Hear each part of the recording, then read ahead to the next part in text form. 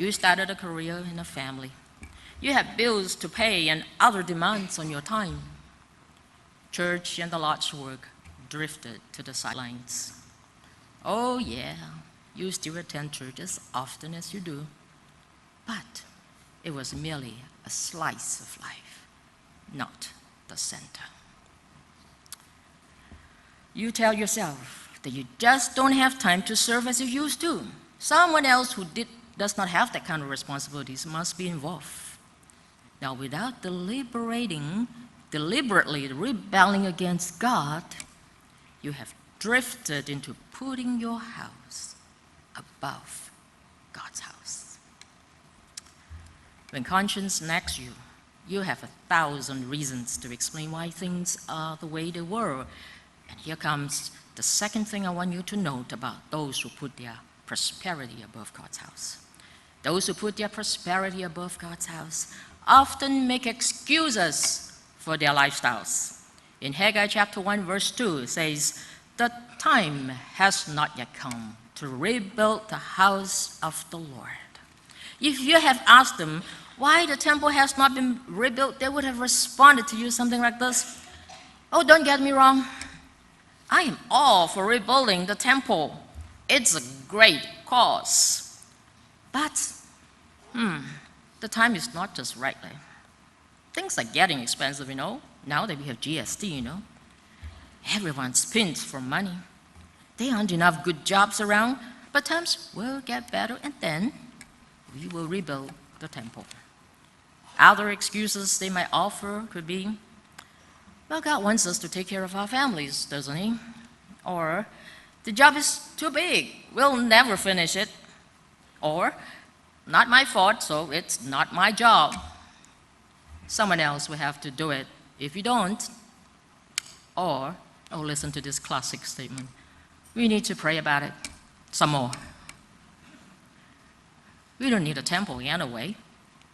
Our intentions are good, but we're just too busy." I want you to note that the people were looking, number one, for a better time, number two, for an easier time. But the result in every case is the same: delay, delay, delay. Church, again, we must see ourselves here.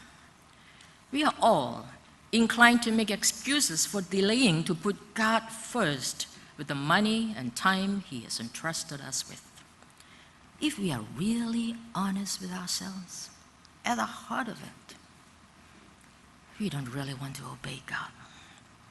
But that doesn't sound so spiritual, So it's far better to say, "I'll do it later," than to say, "I won't do it."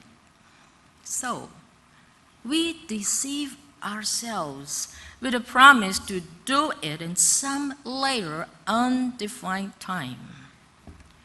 You see, the thing is, when something is of high priority in your life, there will be a willingness to nail it down to a specific time. Is there an area in your life now where God is prompting you to deal with and you have been procrastinating all along? You haven't actually said no to God. You just say, "Later, God, this isn't a convenient time." Perhaps you say later to doing something about your marriage that is in deep need of repair. Or you say later to seeking help to remedy an addictive pattern in your life. Or you say later to cultivating a regular habit of devotion time with God. Or you say later to availing yourself to a ministry or service that God has gifted you in. So the first thing to note about those who put their prosperity above God's house is that they were once committed Christians who have lost their vision and have allowed other things to sideline God. The second thing to note about those who put their prosperity above God's house is that they often make excuses for their lifestyles. Thirdly, those who put their prosperity above God's house never get what they are after.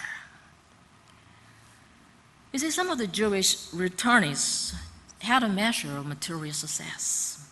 In Haggai's day, it appears to be materialism that had the people's priorities misaligned. Doesn't materialism sound familiar to us in our day?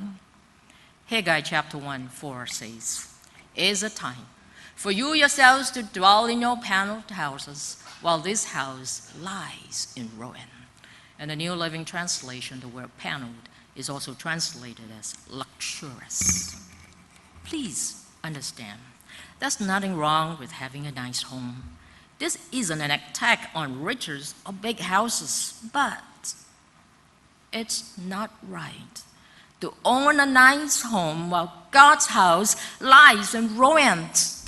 It's a matter of misplaced priorities.